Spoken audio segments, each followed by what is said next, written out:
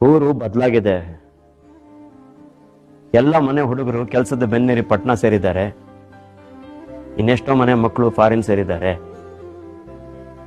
ಈಗ ಎಲ್ಲ ಮನೆಗಳಲ್ಲೂ ಬರೀ ಮುದುಕರು ಮಾತ್ರ. ಫೋನು, ಟಿವಿ, ಫ್ರಿಜ್ಜು ಎಲ್ಲ ಸೌಲಭ್ಯನೂ ಇದೆ. ಆದರೆ ಅದನ್ನು ಅನುಭವಿಸೋ ಚೈತನ್ಯವೂ ಇಲ್ಲ, ಸುಖ ಪಡೋ ವಯಸ್ಸು ಯಾರಿಗೂ ಇಲ್ಲ. ಬರ್ತಾರೆ ವರ್ಷಕ್ಕೊಂದ್ಸಾರಿ ರಥೋತ್ಸವಕ್ಕೆ, 2 ದಿನ ಬರ್ಮುಡ ಚಡ್ಡಿ, ಬಣ್ಣ ಬಣ್ಣದ ಶರ್ಟು, ಕೂದಲು ಕಟ್ ಮಾಡಿಸ್ಕೊಂಡಿರೋ ಹೆಂಗಸರು, ಇಂಗ್ಲಿಷ್ ಮಾತಾಡೋ ಮಕ್ಕಳು, ಕೈಗಳೊಂದು ಕ್ಯಾಮ್ರಾ ಹಿಡ್ಕೊಂಡು ಸೊಟ್ಟಿಗೆ ನಿಂತ್ಕೊಂಡು ನೆನಪಿಗೆ ಅಂತ ಫೋಟೋ ತೆಗಿತಾರೆ. ನಾವು ಬೆನ್ನು ಬಿದ್ದು ಹೋಗಿರೋ ಮುದುಕರು ನೆಟ್ಟಿಗೆ ನಿಂತು ಪೋಸ್ ಕೊಡೋದಕ್ಕೆ ಪ್ರಯತ್ನ ಪಡ್ತೀವಿ.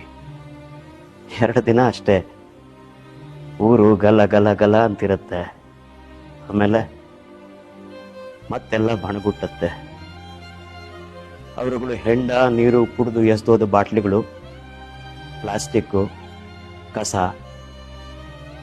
ಜೊತೆಗೆ ನಾವು ಮುದುಕರು ಎಲ್ಲೂ ಹೋಗೋದಕ್ಕೆ ಜಾಗ ಇಲ್ಲದೆ ಇರೋರು. ಊರು ಬಹಳ ಬದಲಾಗಿದೆ.